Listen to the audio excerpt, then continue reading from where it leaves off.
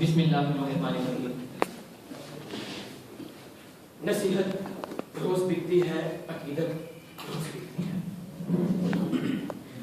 تمہارے شہر کے لوگوں محبت روز بکتی ہے۔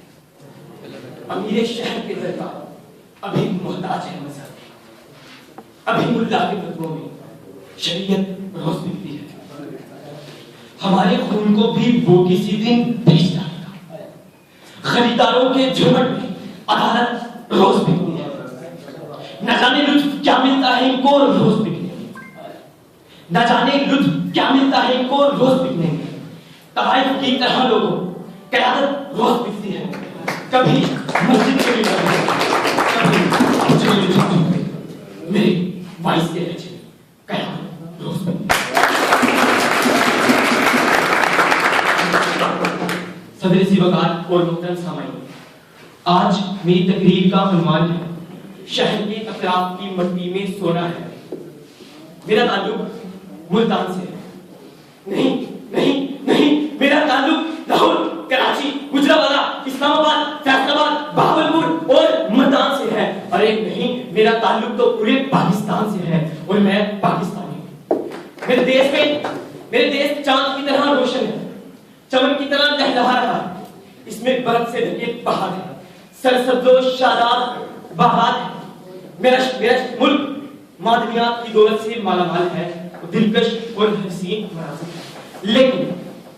لیکن علیکار، جب میں نے موضوع سخن شہر کے اطراف کی مٹی میں سونا ہے بھی پڑھا تو میں مایوس اور نا امید ہو گیا، کیونکہ علیکار آج میرا دیش غلامی کے اندھیروں میں غرق ہے۔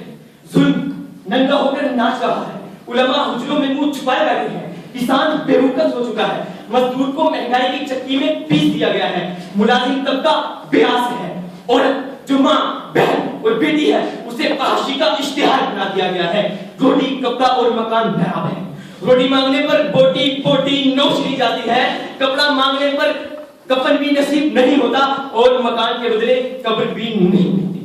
بے روزگاری عام ہے، رشوت، ملاوٹ، محنت کی اڑتی ہوئی دھجیاں، یہ غربت، یہ افلاس، یہ محرومیاں، ججیز کی توہین، عدالتی فیصلوں کی دھجیاں، بے غیرتی عام، بجلی بند، گیس بند، ڈاکٹر ہسپتالوں سے غائب، ادویات غائب، مریض در بدر، دھرتی ماں کا چند ڈالروں میں سودا اور بھوک کا راج ہو تو میں کیسے کہوں کہ شہر کے اطراف کی مٹی میں سونا ہے۔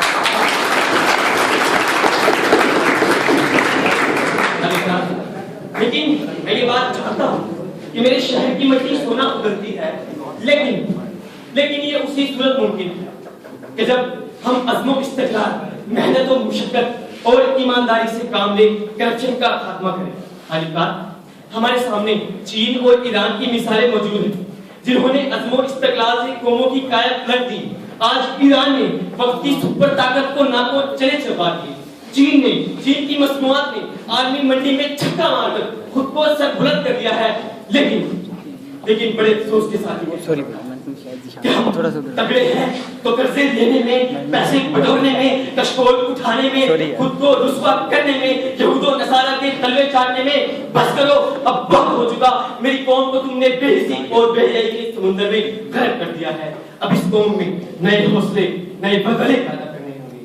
میری قوم رہبر کائنات محمد صلی اللہ علیہ وآلہ وسلم کی غلام ہے اور کسی کی غلامی کی ضرورت نہیں۔ میری قوم میں جرأت ہے کہ جب چاہے دنیا کا نقشہ بدل دے، مگر ہم نے ندامت سے اپنی نظریں جھکا لی ہیں۔ کیا کریں؟ جب قوم تھی ملک نہ تھا، آج ملک ہے تو قوم باقی نہیں۔ اس ملک میں قوم کو واپس لانا ہے تاکہ میں، آپ اور پاکستان کا ہر شہری یہ کہہ سکے، ہاں ہمارے شہر کے اطراف کی مٹی میں سونا ہے ابھی، ہاں شہر کے اطراف کی مٹی میں سونا ہے۔ راز کی بات ہے، بڑا بہتر سزا چاہتا ہے۔